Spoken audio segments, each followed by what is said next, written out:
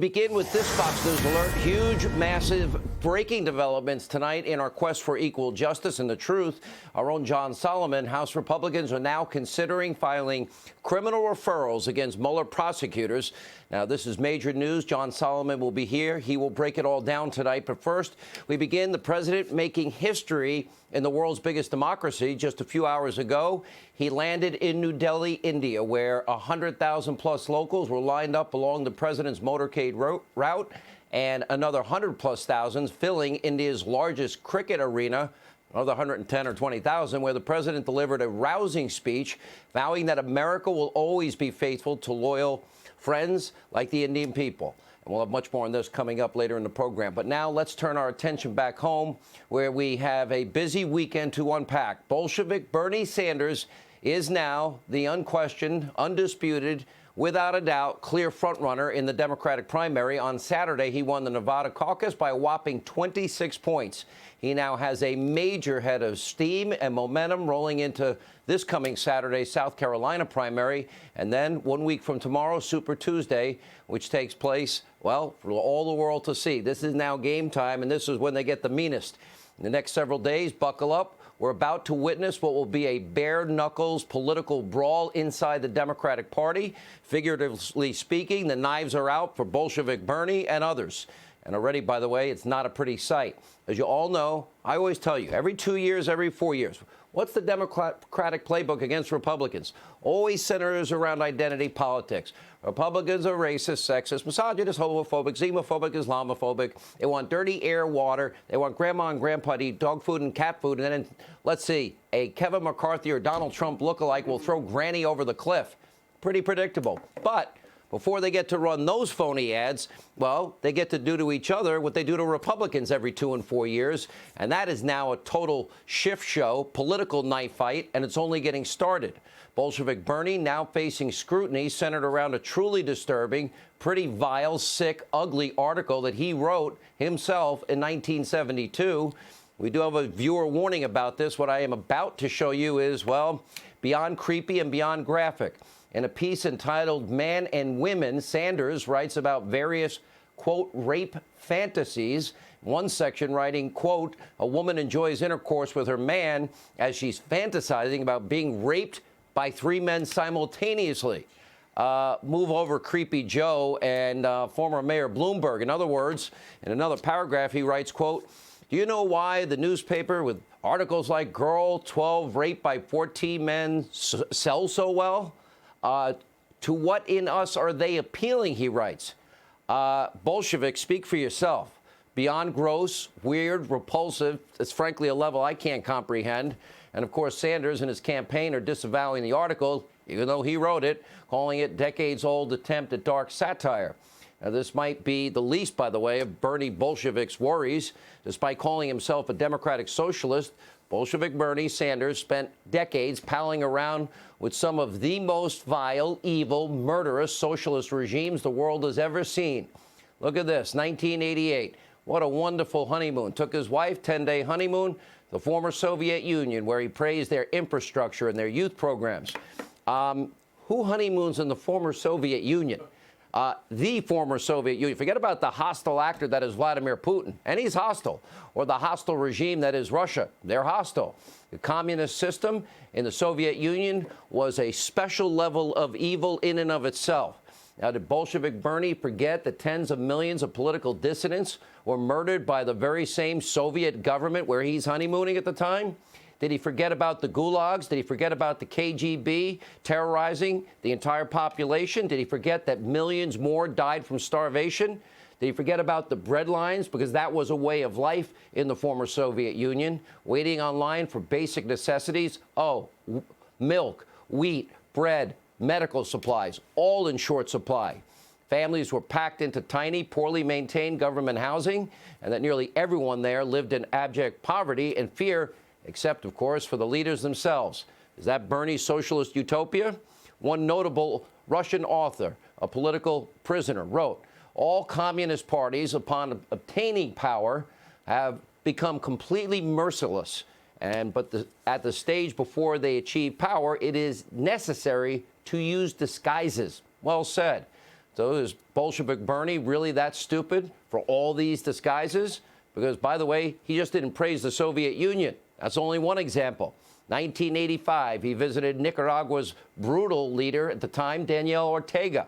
Why? To celebrate the 6th anniversary of the country's socialist revolution there.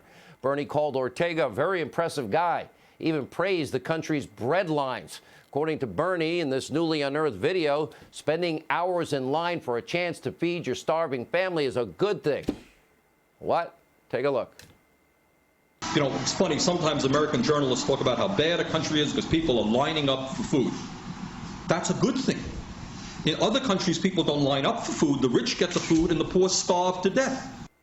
Now, if you think that's bad, it does get worse. 1989, Bolshevik Bernie, well, he visited communist Cuba, where he was heaping praise on the Castro regime, praising their free health care, free education, free housing. And just this weekend, Sanders continued to praise Cuba's socialist dictatorship, lauding its literacy rate. Wow, how can you be this disconnected? Take a look.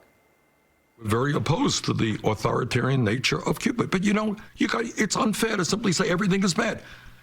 You know, when Fidel Castro came into office, you know what he did? He had a massive literacy program. Is that a bad thing, even though Fidel Castro did it? There's a lot of dissidents imprisoned in Cuba. That's right, and we condemn that. Oh, and there are others murdered. Let me educate Vermont's village idiot here with some hard, cold facts about the evil regime of the Castro brothers. Well, that regime that Bolshevik Bernie continues to praise, you might remember they turned a Caribbean paradise into a socialist hellhole.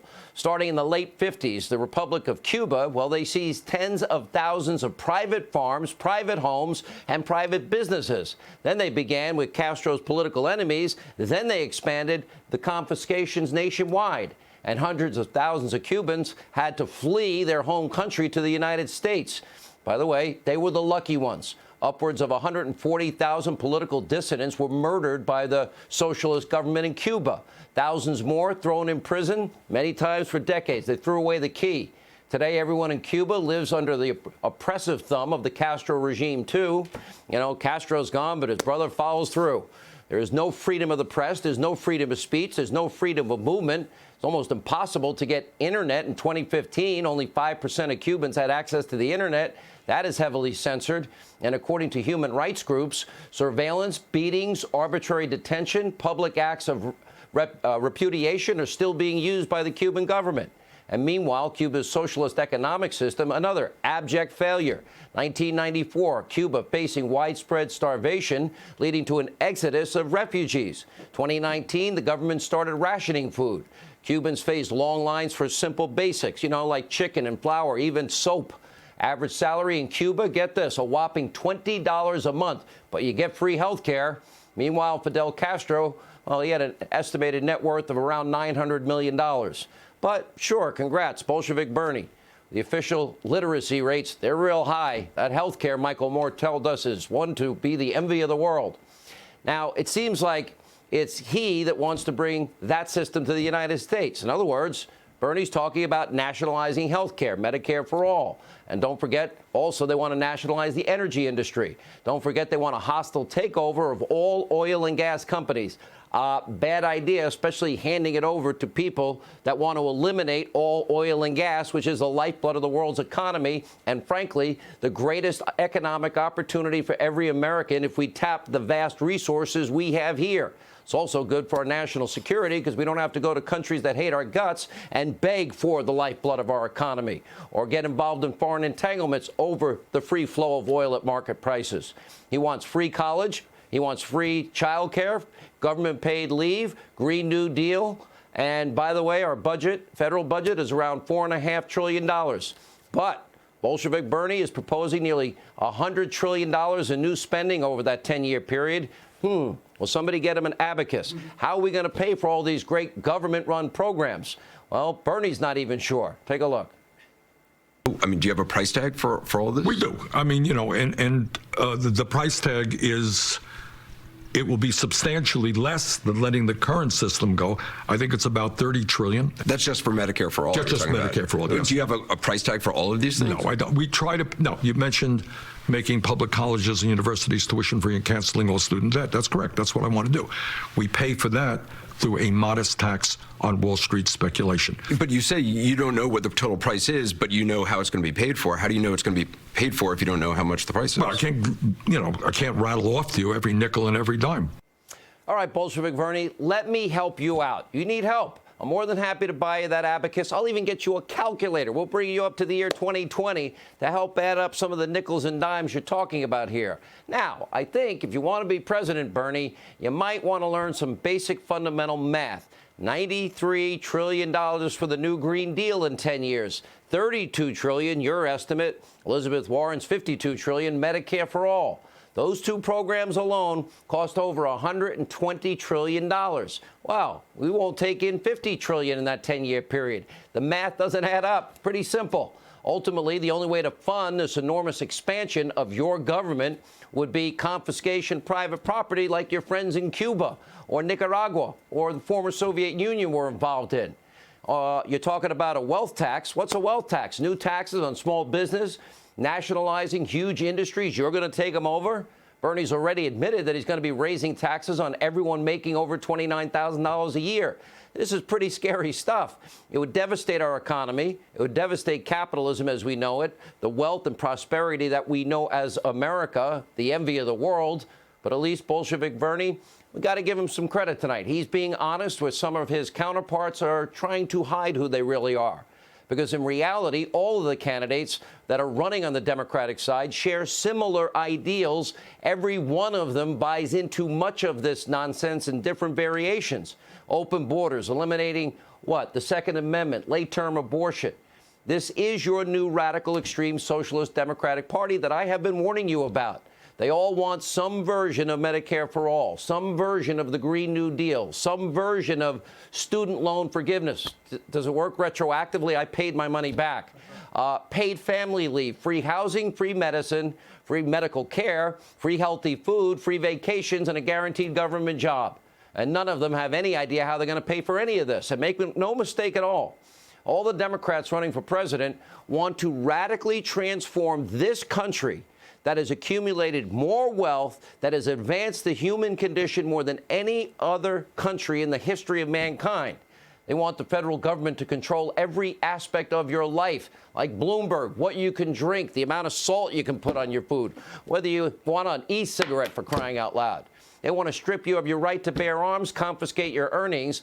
Basically, after you paid 50, 55, 60 cents of every dollar you make, then they want another bite at the apple. That would be called legalized stealing. And by the way, even after you paid your confiscatory taxes, again, if you're smart enough to save it, they'll take another bite. And then when you die, they want at least half of what you have left yet again. So they want to legalize stealing so they can remain in power.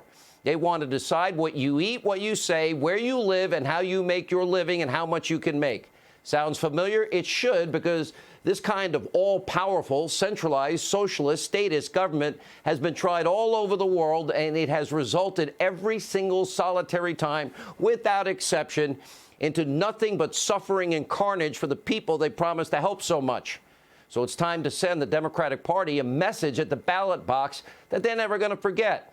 In 253 days, you're the ultimate jury. You get to shock the world again if you choose to do so.